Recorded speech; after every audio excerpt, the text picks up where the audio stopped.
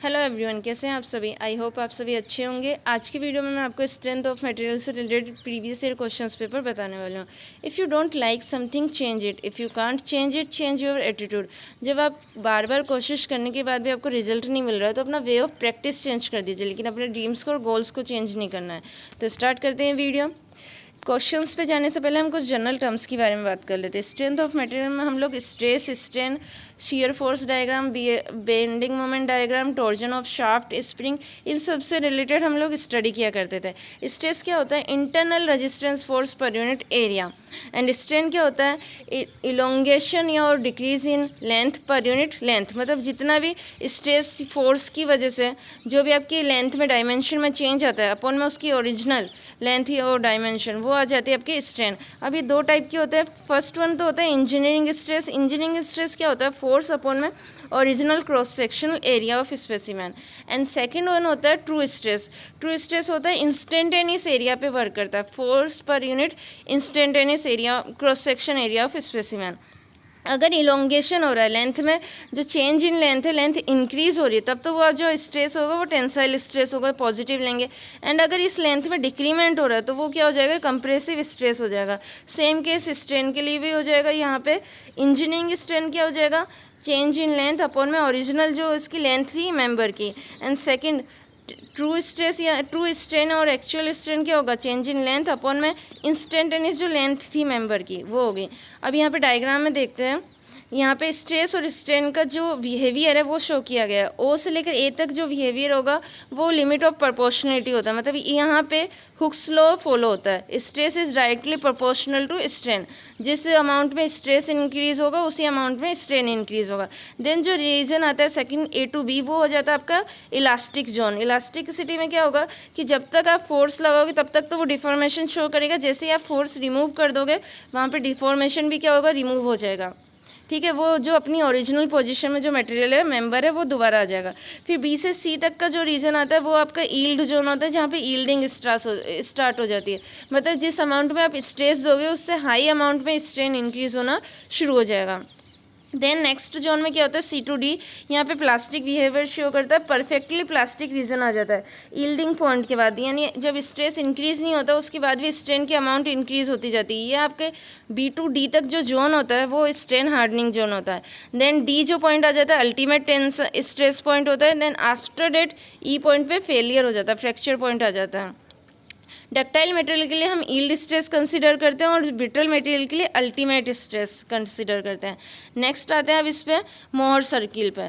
मोहर सर्किल जो होता है वो 2D ग्राफिकल रिप्रेजेंटेशन होता है स्ट्रेस का। स्ट्रेन और स्ट्रेन दोनों टेंसर क्वांटिटी है। टेंसर क्वांटिटी वो होती है जहाँ पे आप उसे डिफाइन करने के लिए प्लेन सरफेस की भी जरूरत होती है, मतलब प्लेन को भी आप डिफाइन करते हो। अब मोहर सर्किल में ग्राफिकल रिप्रेजेंटेशन है। यहाँ पे प्रिंसिपल स्ट्रेस और नॉर्मल स्ट्रेस, शियर स्ट्रेस, हम तीनों स्ट्रेस को यहाँ पे मतलब रिप्रेजेंट करते हैं। अब प्रिंसिपल स्ट्रेस क्या होता है? जो नॉर्मल स्ट्रेस होते हैं जो परपेंडिकुलर एक दूसरे के परपेंडिकुलर होते हैं, लेकिन वहाँ पे उस प्लेन पे क्या होता है कि शियर स्ट्रेस की वैल्यू 0 होती है, तो वहाँ इसलिए हम उसे क्या बोलते हैं? Principal stress. मोहर सर्किल का यूज़ किया जाता है मैकेनिकल इंजीनियरिंग में या फिर हम मटेरियल स्ट्रेंथ ऑफ मटेरियल में। शियर स्ट्रेस और जो स्ट्रेस है नॉर्मल स्ट्रेस, प्रिंसिपल स्ट्रेस, इनकी वैल्यूज़ के लिए इसकी जो मैक्सिमम रेडियस होती है वो रिप्रेजेंट करती है मैक्सिमम शियर स्ट्रेस को। अब क्वेश्चंस की तरफ मूव करते हैं। फर्स्ट क्वेश्चन है the deformation of a bar under its own weight as compare to that when subjected to a direct axial load equal to its own weight will be. अब इन्होंने पूछा है कि डिफॉर्मेशन डेल्टा की value पूछी। Delta की value क्या होती है? WL अपॉन ए, लेकिन इसके आउन वेट के कारण क्या होगी? WL upon 2AE। तो दोनों का रेशियो क्या हो जाएगा? हाफ हो जाएगा। तो करेक्ट ऑप्शन हो जाएगा option number C. Question number second, in a tensile test near the elastic limit zone. Option है option A tensile stress increase at a faster rate, option B tensile stress decrease at a faster rate, option C tensile stress increase in linear proportional to the stress, and option D tensile stress decrease in linear proportional to the stress. Correct option हो जाएगा option number B tensile stress decrease at a faster rate near the elastic limit zone. Question number third, consider the following statement. Statement first है state of plane stress occurs at the surface. Statement second, state of plane strain occurs at the surface. Third, state of plane stress occurs in the interior part of the plane, and fourth, state of plane strain occurs in the interior part of the plane. इन चारों statement से कौन से correct है आपको वो बताने हैं. Correct statement होगा first and fourth. State of plane stress occurs at the surface and state of plane strain occurs in the interior part of the plane. Question number fourth, the resilience of steel can be found by integrating stress strain curve up to. Option है, option A ultimate tensile stress, option B upper yield point, option C lower yield point and option B elastic point. Correct option हो जाएगा option number D elastic point. Resilience of steel जो है वो उसकी elastic point तक ही काम करता है, लेकिन जो हमारा टफनेस होता है, टफनेस जो स्टोरेज एनर्जी होती है वो फ्रैक्चर पॉइंट तक वर्क करती है. नेक्स्ट क्वेश्चन है the number of elastic constant for anisotropic elastic material. कोई क्वेश्चन से आ रहा होगा कि एनिसोट्रोपी होता क्या है. एनिसोट्रोपी तब बोलते हैं किसी मटेरियल को जिसकी जो प्रॉपर्टी है वो सारी डायरेक्शन में, ऑल डायरेक्शन में डिफरेंट हो, तो वो जो मटेरियल होता है वो एनिसोट्रोपी होता है. आइसोट्रोपी मटेरियल क्या होता है, जिसकी प्रॉपर्टीज ऑल डायरेक्शन में सेम होती हैं. एंड ऑर्थोट्रोपिक मटेरियल जिसकी 3 म्यूचुअल परपेंडिकुलर डायरेक्शन में प्रॉपर्टीज सेम होती है, तब वो जो मटेरियल होता है वो ऑर्थोट्रोपिक होता है. क्वेश्चन में पूछा गया है कि कितने नंबर ऑफ इलास्टिक कांस्टेंट की जरूरत होगी एनिसोट्रोपिक इलास्टिक मटेरियल के लिए. तो यहाँ पे ऑप्शन है, option A 3, option B 4, option C 21 and option D 25. Correct option हो जाएगा 21. ठीक है. नेक्स्ट क्वेश्चन है the Poisson's ratio of a material which has Young's modulus of 120 gigapascal and shear modulus of 50 gigapascal is.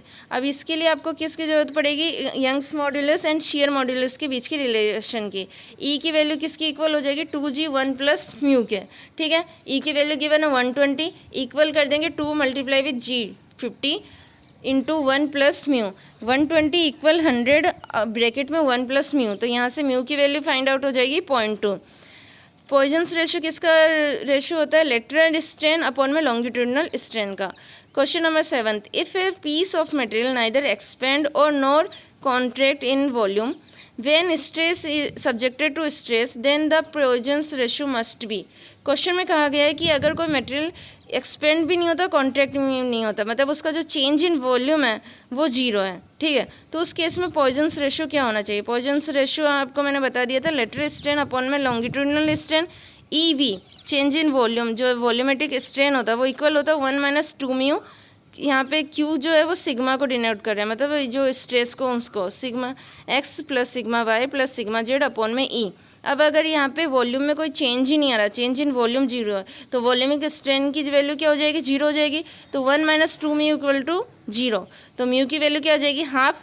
तो correct option हो जाएगा option number D 0.5. Question number 8, an isotropic elastic material is characterized by. अब isotropic material कौन से होते हैं, जिनकी properties सभी डायरेक्शंस में सेम रहती है. ऑप्शन है, option A 2 independent modular of elasticity along 2 mutual perpendicular direction. Option B 2 independent modular of elasticity along 2 mutual perpendicular direction and Poisson's ratio. Option C a modulus of elasticity, a modulus of rigidity and Poisson's ratio. And option D any 2 out of modulus of elasticity, a modulus of rigidity and Poisson's ratio. Question में आपसे क्या पूछा गया, isotropic elastic material को आप कैसे characterise करेंगे. Isotropic मैंने आपको बता ही दिया है. करेक्ट ऑप्शन हो जाएगा option number D any 2 out of modulus of elasticity, a modulus of rigidity and Poisson's ratio. Then next question है question number 9. Measured mechanical properties of material are same in perpendicular direction at each point. This property of the material is known as. अब इन्होंने क्या कहा है, property of material है वो perpendicular direction के हर point पे सेम है, तो इस प्रॉपर्टी को आप क्या कहोगे. यहाँ पे ऑप्शन है, option A isotropy, option B homogeneous, option C orthotropy and option D anisotropy. Correct option हो जाएगा option B homogeneous. Question number 10. Which one of the following statement is correct. Option है, option A the strain produce per unit volume is called resilience. Option B the maximum strain produce per unit volume is called proof resilience. Option C the least strain energy stored in a unit volume is called proof resilience. And option D the greatest strain energy stored in a unit volume of a material without permanent reformation is called proof resilience. Correct option हो जाएगा option number D. Question number 11. A circular shaft subjected to twisting moment result in maximum shear stress of 60 megapascal. Then the maximum compressive stress in the material is, इस case में क्या होगा, मोर circle में जो दोनों stress की value same होगी, मतलब माइनस जो सिग्मा कंप्रेसिव स्ट्रेस होगा इक्वल हो जाएगा टेंसाइल स्ट्रेस के। तो यहाँ पे करेक्ट ऑप्शन हो जाएगा option number B 60 megapascal. Question number 12. Consider the following statement. Statement first है, two-dimensional stress applied to a thin plate in its own plane represent the plane stress condition. Second, under plane stress condition, the strain in the directional perpendicular to the plane is 0. Third, a normal and shear stress may occur simultaneously on a plane. Which of these statements is or correct? Correct statement हो जाएगा statement first and third. Two-dimensional stress applied to a thin plate in its own plane represent the plane stress condition, and third, a normal and shear stress may occur simultaneously on a plane. Question number 13. Morse circle construction is valid for both stress as well as the area moment of inertia because option से option A both are tensors of first order, option B both are tensors of second order, option C both are axial vectors, and option D both occurs under plane stress condition. Correct option हो जाएगा option B both are tensors of second order. Question number 14. A body is subjected to a direct tensile stress of 300 megapascal in one plane accompanied by a simple shear stress of 200 megapascal. The maximum normal stress on the plane will be, यहाँ पे value given है direct tensile stress की 300 megapascal और shear stress की given है 200 megapascal. हमें find out क्या करना है, मैक्सिमम नॉर्मल स्ट्रेस। फॉर्मूला हो जाएगा सिग्मा x/2 प्लस रूट में सिग्मा x/2 का होल स्क्वायर प्लस में टाउ स्क्वायर। तो 300 का हाफ कर देंगे 150 प्लस में रूट में 150 का स्क्वायर प्लस में 200 का स्क्वायर। यहाँ पे करेक्ट ऑप्शन हो जाएगा option number D 400 megapascal. Then next question and question number 15. From design point of view, spherical pressure vessels are preferred over cylindrical pressure vessel because they, option से option A, are cost effective in fabrication, option B have uniform higher circumferential stress, option C uniform lower circumferential stress, and option D have a longer volume for the same quantity of material use. इन्होंने पूछा है कि design point of view से हम cylindrical इसकी जगह spherical pressure vessel क्यों prefer करते हैं। करेक्ट ऑप्शन हो जाएगा option number C uniform lower circumferential stress. Question number 16. If a thick cylindrical shell is subjected to internal pressure, then hoop stress, radial stress and longitudinal stress at point in the thickness will be. Option से option है tensile, compressive and compressive respectively, option B all compressive, option C all tensile and option D tensile, compressive and tensile respectively. Correct option हो जाएगा option number D, जो internal pressure होगा वो tensile होगा, hoop stress compressive and radial stress tensile की तरह behave करेगा। Question number 17. Consider the following statements for a thick walled cylinder subjected to an internal pressure. Statement है, statement first, hoop stress is maximum at the inner radius. Second, hoop stress is 0 at the outside radius. Third, shear stress is maximum at the inside radius. And fourth, radial stress is uniform throughout the thickness of the wall. अब इन चारों में से कितने correct statement है। Statement first, hoop stress is maximum at the inner radius, and statement third, shear stress is maximum at the inside radius. Correct option हो जाएगा option number B. Question number 18. A thin cylindrical pressure vessel and a thin spherical pressure vessel have the same mean radius, same wall thickness and are subjected to the same internal pressure. The hoop stress set up in these vessels will be in the ratio of, अब यहाँ पे बोला गया है कि cylindrical और spherical pressure vessel में सारी कंडीशन सेम है, रेडियस भी सेम है, वॉल थिकनेस भी सेम है और इंटरनल प्रेशर भी सेम है। तो उस केस में इनकी हुप स्ट्रेस का जो वैल्यू है, रेशो है, कितना रहेगा। हुप स्ट्रेस जो सिलेंड्रिकल प्रेशर वेसल में क्या होगा PD/2T और स्पेरिकल के केस में PD/4T। तो इनका रेशो आ जाएगा, करेक्ट ऑप्शन हो जाएगा option number C 2:1। Question number 19. A rod of length L and diameter D is subjected to a tensile load P. Which of the following is sufficient to calculate the resulting change in diameter? इस diameter के अंदर change होने के लिए आप कौन से factor से मतलब कैलकुलेट करेंगे। ऑप्शन से ऑप्शन है Young's modulus, option B shear modulus, option C Poisson's ratio and option D both Young's modulus and shear modulus। Correct option हो जाएगा option number D. Last question है question number 20। In the engineering stress strain curve for mild steel the ultimate tensile stress strength is refers to. Option है option है yield stress, option B proportional limit, option C maximum stress and option D fracture stress. Correct option हो जाएगा option number C maximum stress. Thank you guys.